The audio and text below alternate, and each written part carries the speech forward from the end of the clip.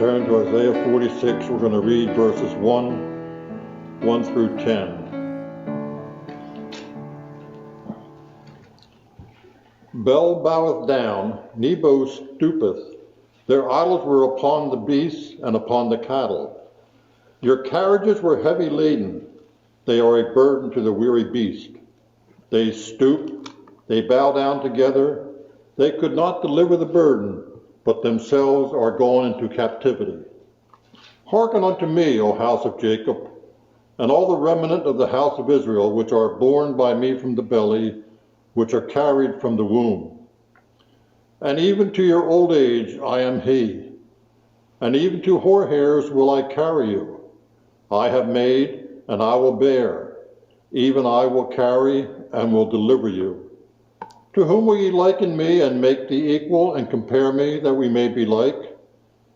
They lavish gold out of the bag, and weigh silver in the balance, and hire a goldsmith, and he maketh it a god.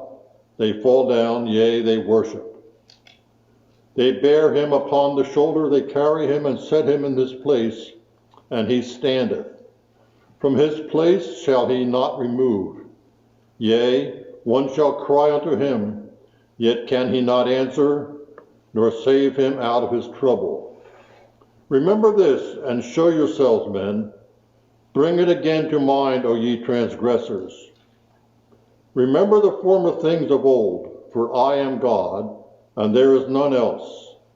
I am God, and there is none like me, declaring the end from the beginning, and from ancient times the things that are not yet done, saying, my counsel shall stand, and I will do all my pleasure.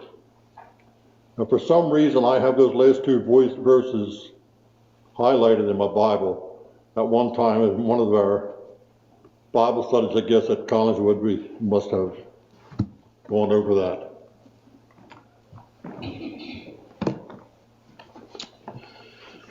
Open to Isaiah chapter 46. Isaiah chapter 46. There's a contrast. In some ways, I think of it as a beautiful contrast in the first 4 verses. We're given 2 options. We're given 2 options as far as our life. Whom will we follow? Who is the God that we will obey? Who is the God that we will look to? There's 2 gods mentioned, Bel and Nebo, and Bel being the primary god of the Babylonians, and Nebo being the primary god of the Assyrians. Now remember the order of nations that are challenging the people of God. The Assyrians are first. The Babylonians are going to come after that. And then the Persians are going to come after them. The Persians will be the ones we saw that are going to send the people of God back home. So the prophet is looking at the 2 primary gods of the 2 nations that are going to directly threaten the people of God.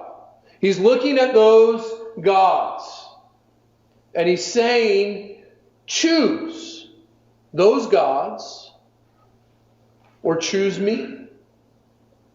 You know, we're a lot more sophisticated today. We don't have gods that are quite so obvious.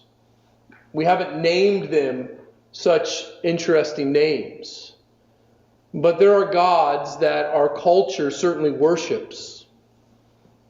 Probably the 2 that come to my mind are the gods of money.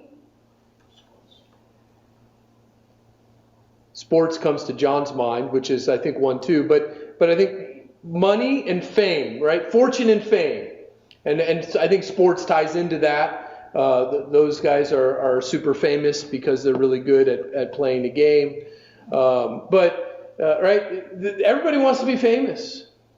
In fact, one of the number 1 jobs that if you polled young people, one of the number 1 jobs is that they want to be famous on YouTube or famous on the internet.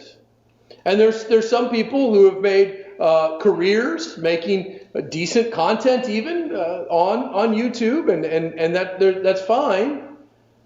But they're also few and far between.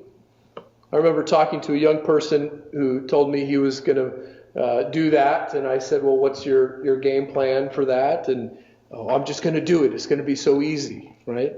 And there's a certain allure of that. I mean, it seems like a pretty good life, right? To get paid a lot of money to just be silly on YouTube, or to that. There's that allure that's there, but there's nothing wrong with having a good job. But when your job is your God, that's when the problem comes in. When it defines who you are. Everything that is said about these two idols can be said about the false gods of the day in which we live. And notice what he says. These two gods, they bow down, they're stooped. Their idols were upon the beasts and upon the cattle. Your carriages were heavy laden, and there was a burden to weary beasts. They stoop, they bow down together. They could not deliver the burden, but themselves are gone into captivity. So here's the imagery. Here's what is the weakness of idols. Number one, they must be carried. You notice that? Here are your idols. They're bowed down, they're stooped down. In order to move them, we have to put them on beasts. We have to move them. They have to be carried. And the second thing you see is that they're very heavy. These fancy statues that they've made can do absolutely nothing except weary the beast that carries them. When he says they go into captivity, keep in mind that in the context of Isaiah, both of these nations have been told that they will go into captivity, be defeated, I should say. The people of God have been told they are going to go in captivity, but be brought out. And the Lord has prophesied throughout the book of Isaiah, throughout the ministry of Isaiah, the defeat of the Assyrians, which we sort of saw play out even. But then also the Babylonians would be defeated at a future day. And their gods are helpless to deliver them. Both fortune and fame are that way. Famous people, rich people can lose that money in an instant. With the fickleness of society, we've seen this with the memory that is on the internet. Comedians used to make jokes that everybody laughed at. Now those jokes are brought up 20 years later and said, "Oh, see, you're what they call cancel culture." And I think we could all agree there's certainly some things we'd like to cancel in our culture, but they try and rewrite history. They're trying to pretend things didn't happen. They're trying to do this and that, and to undo even the history of our nation and cover it up and pretend it's not there. And certainly the stand of the faith, the stand of the Bible, they're trying to cancel as well. Would like us to say nothing. The Bible's a really old book. And what would they say to us? They say, "Well, why don't you leave it there?" Well, why don't we? Well, because our God is not an idol that has to be carried about. Our God is a true and living God, and His Word is even a living Word that cuts us to the division of soul and spirit even in this day and speaks to this day. And look at the contrast. So here are these idols. They need to be carried around and they're wearisome. Now look at verse 3. "Hearken unto me, O house of Jacob, and all the remnant of the house of Israel, which are born by me from the belly, which are carried from the womb, and even to your old age I am He, and even to your hoar hairs," or to your gray hairs, "will I carry you. I have made, and I will bear, even I will carry, and will deliver you." So here's the picture. The idols have to be carried, and they wear out, they tire out, they exhaust the beasts that they're on. But our God does not need to be carried. In fact, people of God, our God is carrying you.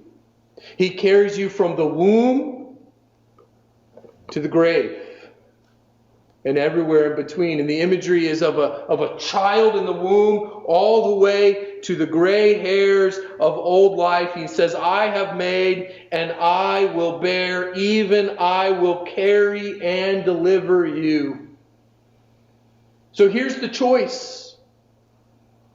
Idols that have to be carried, or the living and true God who carries us. Whom shall we serve?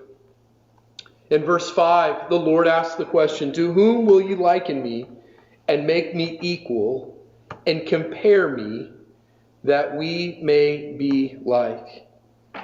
You might look at this and thinking of our Sunday school a little bit, there's no comparison to these false gods made by men and the living and true God. He's infinite, eternal, and unchangeable in his being and in all his attributes.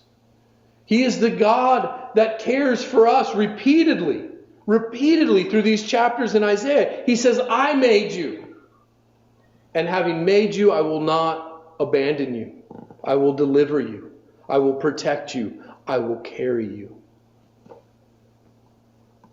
The words of Joshua come to mind. Choose this day whom you will serve. As for me and my house, we will serve the Lord our God. So may we throw off the idols all around us and run to the Lord our God, the God who carries us through all of life. Let's pray. Heavenly